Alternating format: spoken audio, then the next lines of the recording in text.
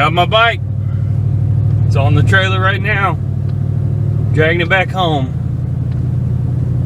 Yeah, I'm pretty excited. It's filthy and gonna take me a lot of putting together, but I got it. And I will definitely take a video of what it looks like now. So we got a starting point and some pictures too, of course. But yeah, I'm pretty excited. We have begun the adventure. All right, you guys, here it is. The bike I've been talking about. All I've done with it so far is all the little accessories and add-on aftermarket stuff that he had on there and that the previous owner had on there. I took it off. That's all I've done so far. You had highway bars on there and you know, windscreen. You had an aftermarket horn and some aftermarket fog lights or whatever, little road lights. And I took all that stuff off there. Not that I necessarily didn't want that stuff. You know, I may end up putting some of it back on. Especially, you know, if I decide to take it across country or something, you know, I'll put the windscreen back on. But you know, in the interest of putting the thing back together and getting it all back into one piece, I'd rather start without any extras on there and just makes things easier. Makes it easier to see what I'm doing, figure it all out. All right, here's one thing I don't know how well you can see that, but I got a piece of wood just kind of wedged in between the swing arm and the frame. And the reason I did that is because it's a Softail, essentially. There's a suspension, there's a spring that goes in there that holds the you know, suspends the rear wheel, or the rear of the bike off the wheel. And he had taken that out of there.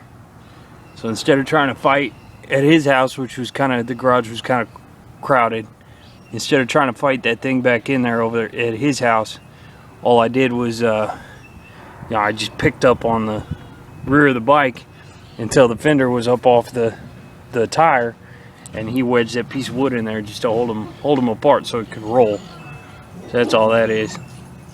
And the side frame rail that holds the kickstand is off. Obviously it would be here, and it's not on there, so I just got a jack stand that I kind of, when I roll it around, I pull that jack stand out, set it up here on the rear seat,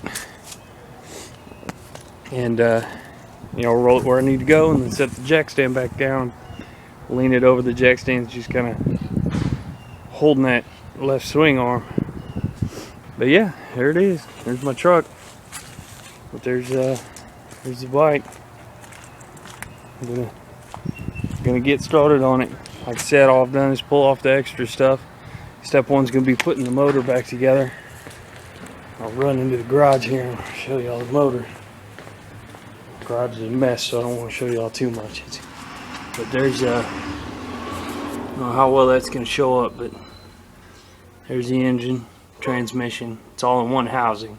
So that's engine, transmission. The other half of that is inside this bag. And I got exhaust, I got an air cleaner here, I got parts in there.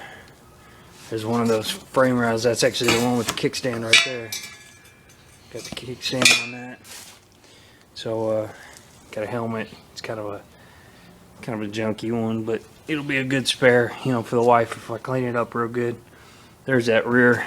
That's why that piece of wood's in there, is because that's not in there. So yeah, there's the tank. The old Victory right there. Yeah, there's the fuel tank. It's full of fuel.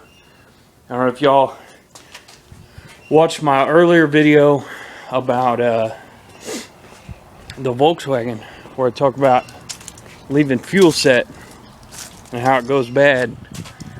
basically that fuel tank's full. When he took it apart, it was full. He just plugged it up, didn't drain it. But that was 5 years ago that he took the bike apart, so that fuel in there definitely 100% bad.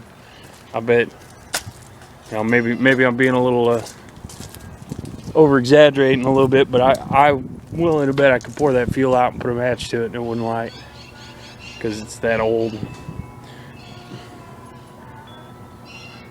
Landscaper down there singing to himself.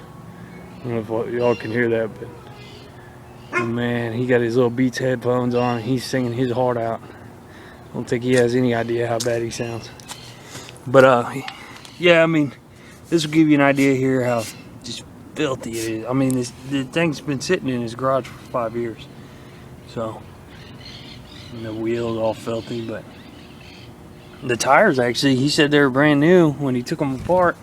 Took the bike apart, and I don't know how well y'all can see that, but they actually look pretty good. I mean, they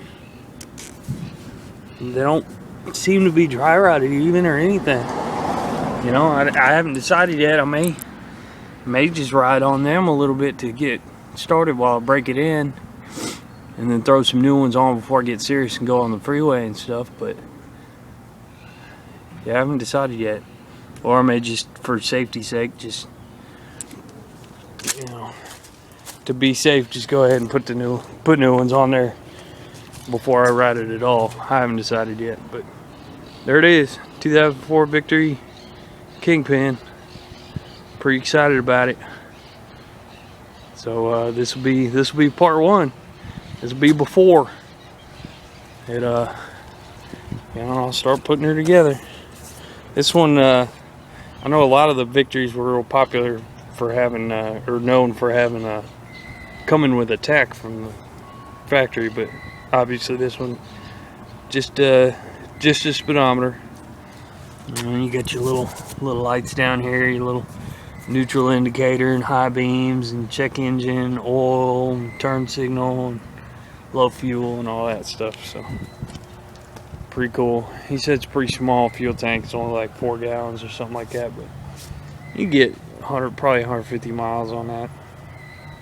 I don't know. I'm just in my head. You probably average about 40 miles a gallon on this bike. So what's that? 160-ish miles on 4 gallons. Yeah. So there it is. It's pretty. It's gonna be a nice bike. I don't know if I call it a nice bike right now. It's a good model. I mean, Victory makes good motorcycles. And the one thing I really like is these fenders. Really remind me of the old Indians, how they come down like that. Get so full at the bottom. I mean, those Indians would come real wide at the bottom, but I mean, it's similar. It reminds me of those old Indians. I love those old Indians. So he's singing his heart out down there.